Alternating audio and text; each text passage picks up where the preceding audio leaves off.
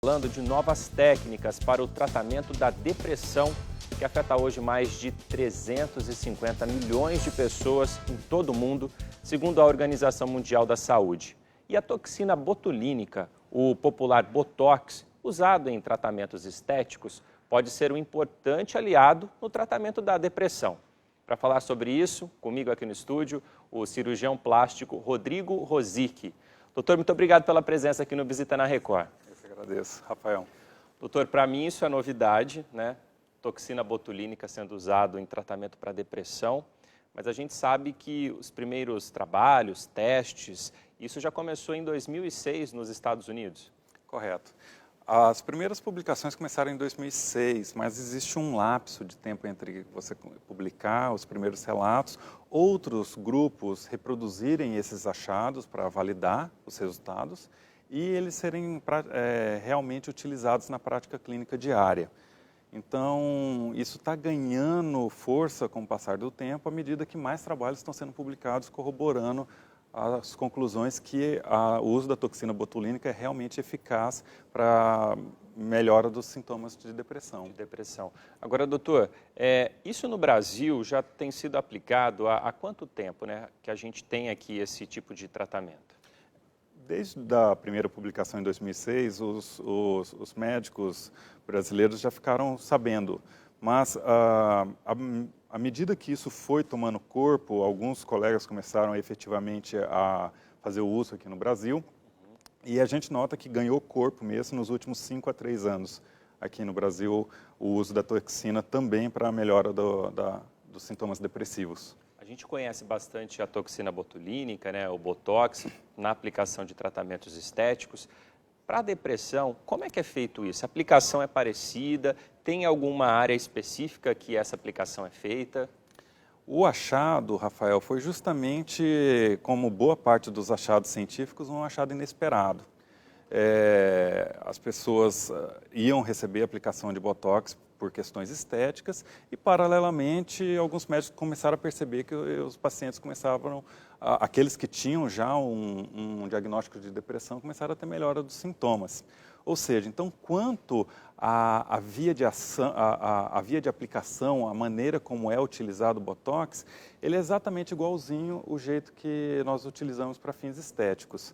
A questão que foi sendo pesquisada com o passar dos anos era aonde essas aplicações do Botox faziam maior efeito com relação à depressão. E aí chegou-se à conclusão que está principalmente relacionado às aplicações na região da glabela, que é essa regiãozinha que a gente tem entre os dois supercílios, que os músculos contraem e faz esse tipo de ruga quando a gente está tenso, bravo. E então constatou-se que é principalmente na aplicação dessa região que há uma melhora mais nítida dos sintomas depressivos. Então, quer dizer, é claro que a gente não pode dizer que para todo mundo é igual, mas para a pessoa que provavelmente tenha depressão, normalmente ela tem essa face, tem a fisionomia um pouco mais fechada, né? Contraída. E aí é exatamente aqui que essa aplicação é feita, né? Quando aplica, o que acontece? O músculo ele relaxa, como é que é? A toxina ela bloqueia a chegada da acetilcolina na placa muscular e o relaxamento ou a movimentação muscular. Ou seja, então o músculo ele passa a ser irresponsível, ele não responde mais a uma decisão voluntária do cérebro de contraí-lo. Então, por mais que você tente fazer a contração do músculo, você não consegue porque a intermediação do músculo para ele receber o sinal de contrair está bloqueado pela toxina. Entendi. Aí fica parado ali e aí a gente consegue ver essa diferença, né? Que não tem mais aquela imagem pesada, enfim. Mas e depois dessa aplicação, então, o paciente ele acaba sentindo uma melhora, não sei, o senhor vai me dizer isso, até pelo que ele vê, pela fisionomia dele? Isso, Rafael. E quando começou-se a notar que havia uma relação entre a aplicação do Botox e a melhora dos sintomas depressivos, foi sendo criadas teorias para serem testadas, para tentar elucidar a origem, a relação que existe. E dentro dessas teorias foram criadas principalmente 3. A primeira é que o indivíduo, à medida que ele tem uma melhora estética, ele se vê no espelho de uma maneira melhor e isso faz uma retroalimentação positiva no humor dele. Entendi. A outra teoria é que seria com relação às relações sociais que são muito importantes para o ser humano. Então, a pessoa se apresentando melhor, com uma face mais tranquila, mais alegre, mais feliz, não carrancuda, isso facilitaria a convivência dela social e, por consequência, isso retroalimentaria também o humor dela, por melhorar as relações com as outras pessoas. E, por último, seria uma relação direta da medicação com terminais nervosos, que não tem nada comprovado ainda. Ou seja, existem essas três teorias, mas nós não sabemos ainda exatamente a relação. Agora, o que é fato é que, com a aplicação, as aplicações que foram feitas, o paciente ele acaba se sentindo melhor e vai aí deixando a depressão. Sem dúvida. Inclusive, há uma crítica com relação à teoria do aspecto estético, porque mesmo pacientes que, num questionário, referiam que não havia visto melhor estética na face deles, eles relatavam melhora dos sintomas depressivos. Entendi.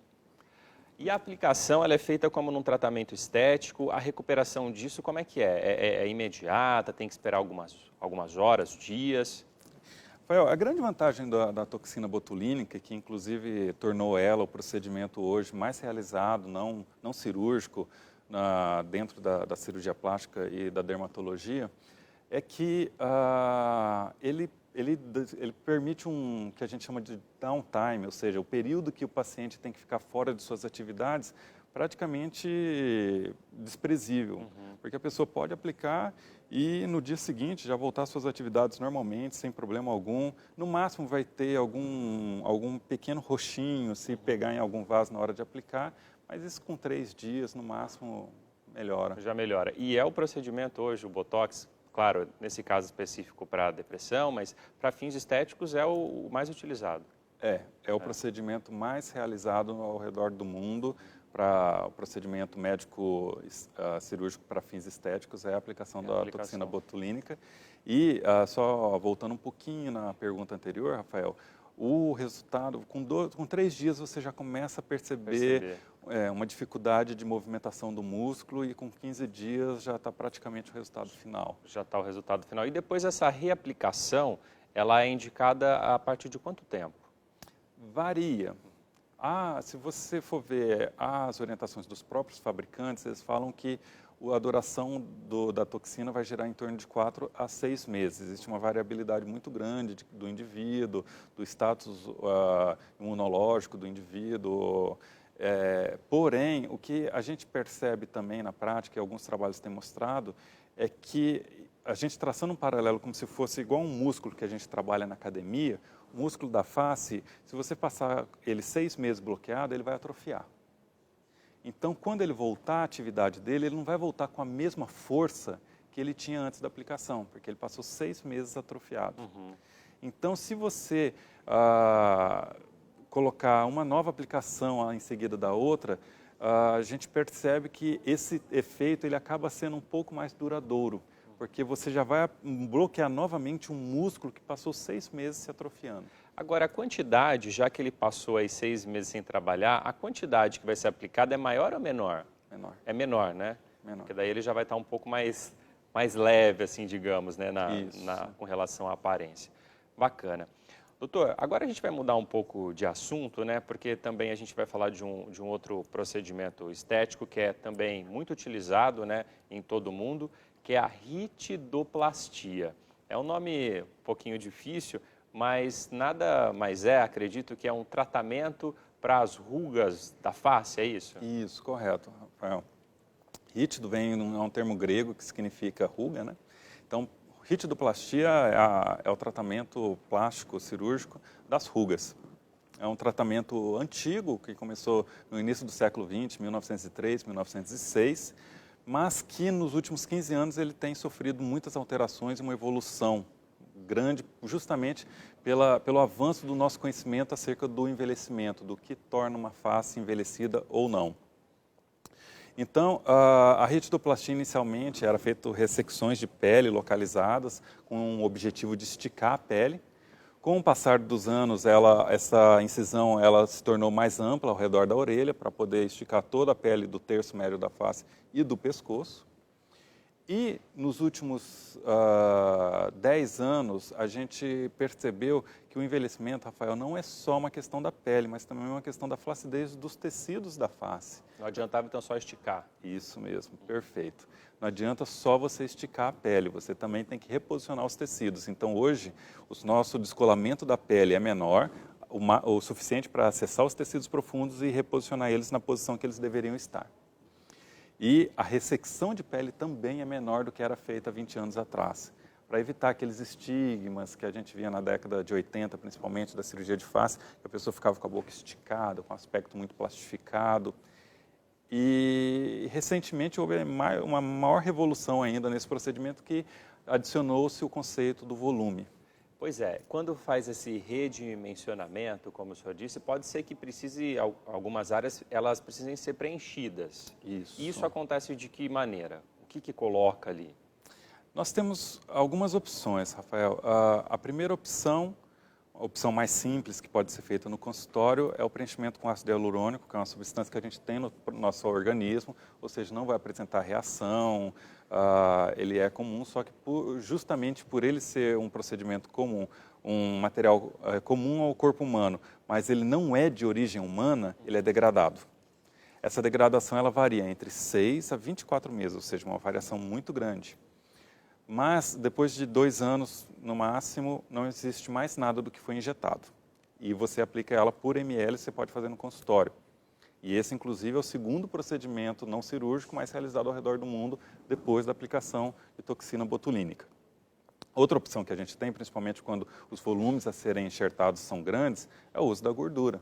Porque a gordura, você vai utilizar a gordura do próprio indivíduo, você não tem essa limitação de volumes por ml, e por mais que uma porcentagem seja reabsorvida, a maior parte vai permanecer. E além disso, tem alguma outra coisa, além da gordura? Em casos mais extremos, digamos, tem alguma outra coisa que pode ser colocada? Isso.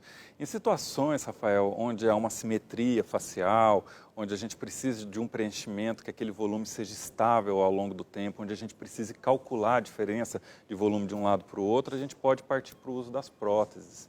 As próteses elas são rígidas ou semi-rígidas, no caso do silicone, e rígidas no caso de material derivado do polietileno, que é o Porex, o nome comercial. Então, a gente utiliza essas próteses e a gente pode colocar no queixo, no ângulo da mandíbula, no dorso do nariz, na maçã do rosto. E, geralmente, esse material ele tem que ser fixado com um parafusinho no osso. Entendi. Ele não pode ficar solto. Doutor, agora é claro que esse é um procedimento cirúrgico. Quem passa por uma cirurgia dessa tem uma recuperação, demora, como é que é? O procedimento cirúrgico, então se você fizer um gráfico, o ácido hialurônico seria o procedimento que menos teria inchaço, que precisaria que você ficasse em repouso. O enxerto de gordura seria o intermediário, que você precisaria ir de uns 4, 5 dias para se recuperar. E por último, o uso da prótese, que no início incha bastante, porque você tem que separar o tecido, abrir o espaço, fixar. Essa prótese ela vai causar uma inflamação comum relacionada à cicatrização. Então, durante os 20 primeiros dias vai ficar mais inchadinho. Fica mais inchado. Agora, é claro que para qualquer tipo de tratamento, cirurgia, no caso plástico, é preciso procurar um profissional habilitado, né? Sem dúvida. A gente tem visto isso na mídia, quase que semanalmente. Todo procedimento cirúrgico ele tem risco. Mas, claro que a gente tem que trabalhar ao máximo em cima para que a gente diminua esses riscos ao máximo. Então, várias coisas envolvem o tipo do material que vai ser utilizado, o local onde a paciente vai ser operada, se é um local que atende todas as exigências da Anvisa e, sem dúvida nenhuma, também a questão da habilidade e habilitação do profissional, se o profissional está habilitado ou não a fazer aquele procedimento. Tá certo, então. Doutor, eu agradeço bastante sua presença aqui no Visita na Record, os esclarecimentos foram fantásticos, certamente quem está acompanhando gostou muito de ouvir todas essas informações. Muito obrigado pela presença. Muito obrigado, Rafael.